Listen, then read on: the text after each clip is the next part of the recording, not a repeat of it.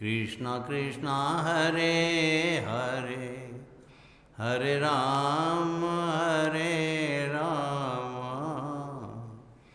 राम राम हरे हरे हरे कृष्ण कृष्ण कृष्ण हरे हरे।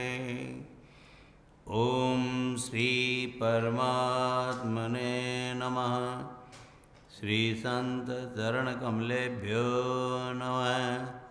महात्मभ्यो नमः। सर्वेभ्यो नमो नमः।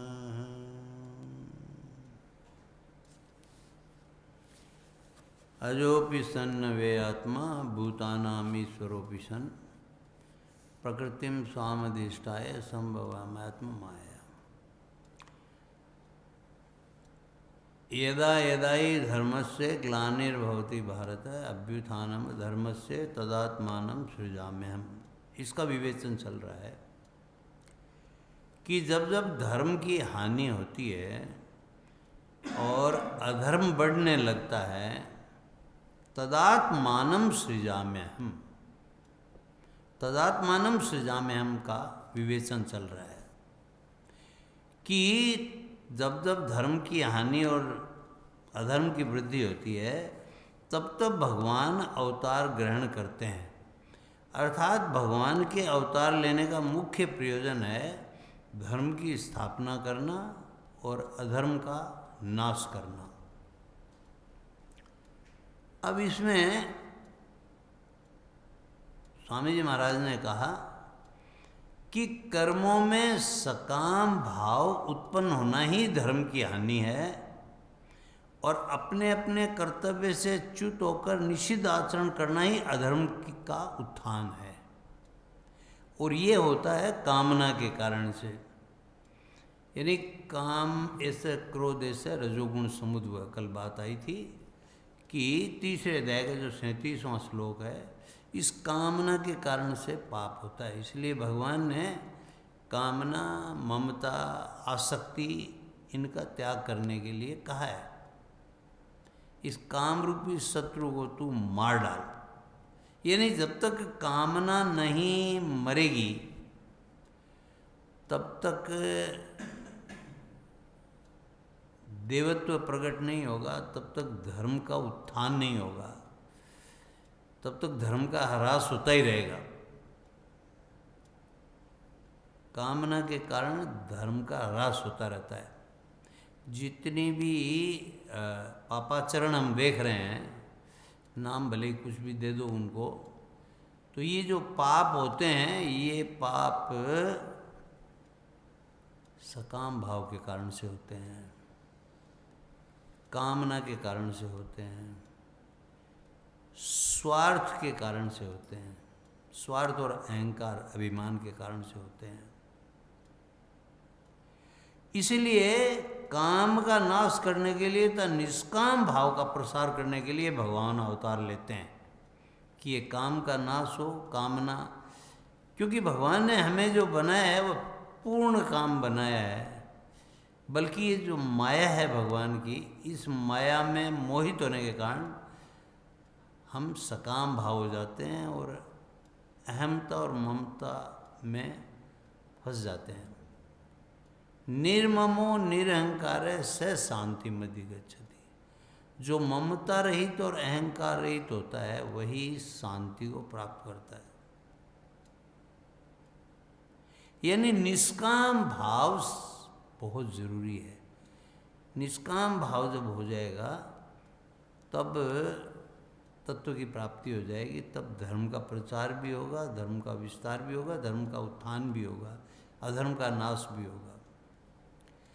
तो यहाँ एक बड़ी सुंदर बात आई है जो हम सब की शंका है। सत्संग के दौरान भी कई बार ये प्रश्न उठता है। सामूहिक सत्संग होता है उसमें भी ये बात आती है कई बार। क्या कि वर्तमान समय में धर्म का ह्रास और अधर्म की वृद्धि बहुत हो रही है, फिर भगवान अवतार क्यों नहीं लेते? ये बात सबके मस्तिष्क में आती है किसी न किसी रूप में, कभी न कभी, कि भाई ये हो रहा है, शरीर के 32 टुकड़े कर दिए हैं और गाड़ दिया है और ये कर दिया है, वो कर दिया है, इतनी दुर्गति हो रही है, इतनी हिंसा बढ़ रही है, गला काट दिया, ये वो है, तो भगवान क्या है नहीं? क्या देख नहीं रहे हैं क्या भगवान? एक तरफ तो हम कहते हैं कि हरि व्यापक सर्वत्र समाना, हर प्रेम ते प्रकट हो ही में जाना, कि भगवान तो सर्वव्यापी हैं, अंतर्यामी हैं, कण कण में हैं, अणु अणु में हैं। भगवान से क्या छिपा हुआ है? वो सब कुछ जानते हैं, सर्वज्ञ हैं, सर्वज्ञ हैं, सर्वशक्तिमान हैं और सबके सुहृद हैं, दयालु भी हैं। तीनों ही बातें हैं, सब कुछ जानते भी हैं और चाहें तो जो है वो इतनी शक्ति है उनके पास कि वो एक भौं उठाने मात्र से सारी सृष्टि का नाश कर सकते हैं, प्रलय कर सकते हैं भगवान। और सबके दयालु भी हैं, सबसे बड़े दयालु हैं। तो फिर भी ये सब क्यों हो रहा है? ये एक प्रश्न हमारे मन में आता है। फिर भी भगवान क्यों नहीं अवतार लेते हैं? ये अन्याय कैसे देख रहे हैं भगवान, जो हम पेपरों में पढ़ते हैं और हम दहल जाते हैं? भगवान क्यों नहीं दहलते? वो सब जानते हैं, हम तो जानते भी नहीं, हम तो खाली मान लो कोई थोड़ा बहुत जो है देखते हैं, सुनते हैं, उसके कारण से हम ये जानते हैं। भगवान तो सर्वव्यापी हैं, इसलिए वो तो सब कुछ जानते हैं, जो कुछ हो रहा है उनकी नज़र से छिपा हुआ नहीं है। यहाँ हो रहा है या वहाँ हो रहा है, इस देश में हो रहा है, उस देश में हो रहा है, विश्व युद्ध हो रहे हैं या और कोई युद्ध हो रहे हैं, मतलब सब मालूम है उनको। घर घर की हिंसा भी उनको मालूम है, बाहर की हिंसा भी उनको मालूम है। इसका समाधान क्या है? स्वामी जी महाराज कह रहे हैं इसका समाधान ये है कि युग को देखते हुए अभी वैसा समय नहीं आया है, पापों का घड़ा भी पूरा भरा नहीं है।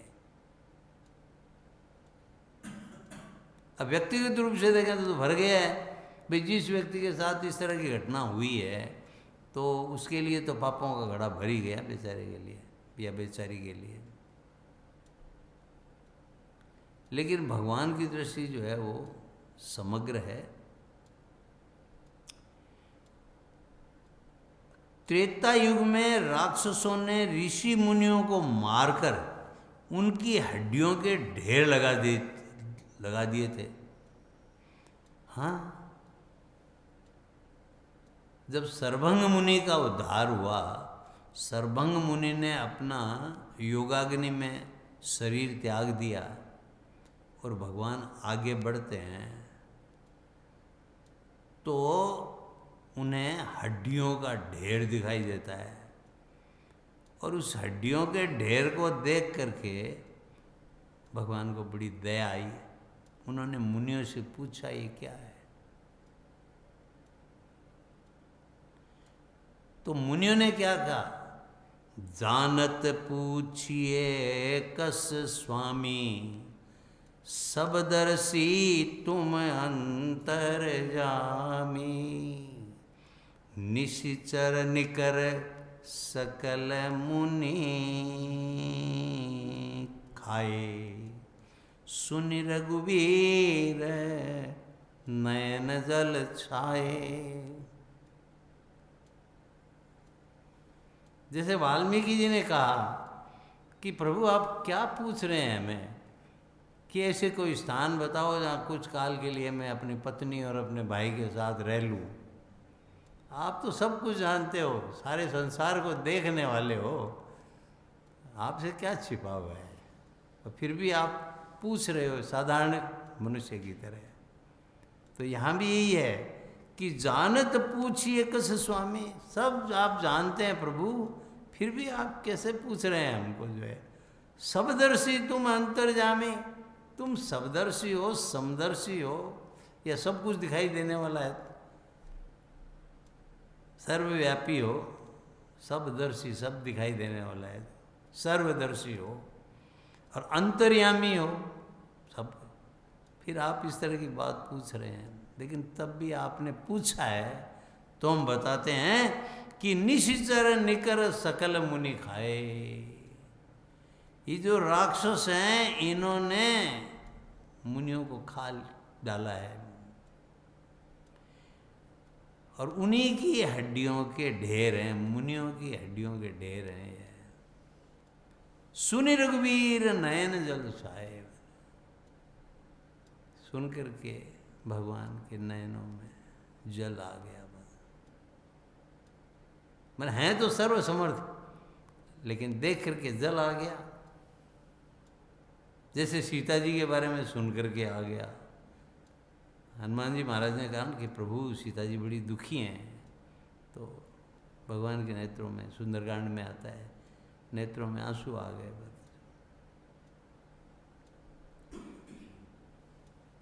तो भगवान क्या बोले?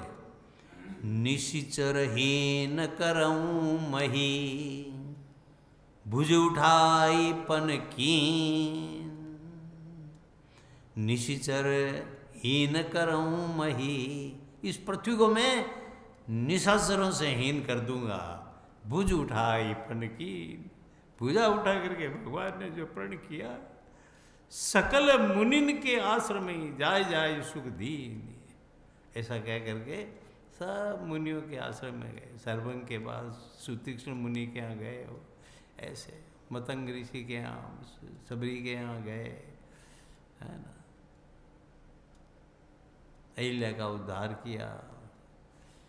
सकल मुनिन के आश्रम में जाए जाए सुख दीन, जा जा करके उन्होंने सुख दिया।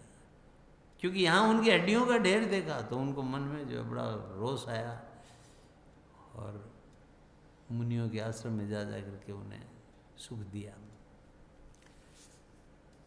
तो यहाँ कह रहे हैं कि त्रेता युग में राक्षसों ने ऋषि मुनियों को मारकर उनकी हड्डियों के ढेर लगा दिए।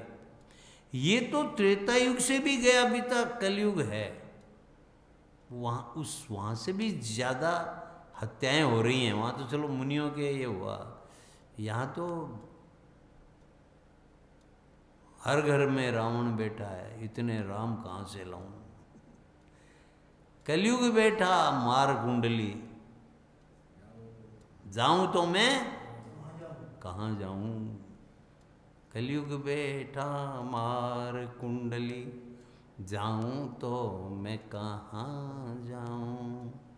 हर घर में रावण बैठा, इतने राम कहाँ से लाऊं। हर घर में रावण बैठा, इतने राम कहाँ से लाऊं। कहाँ से लाऊं इतने राम।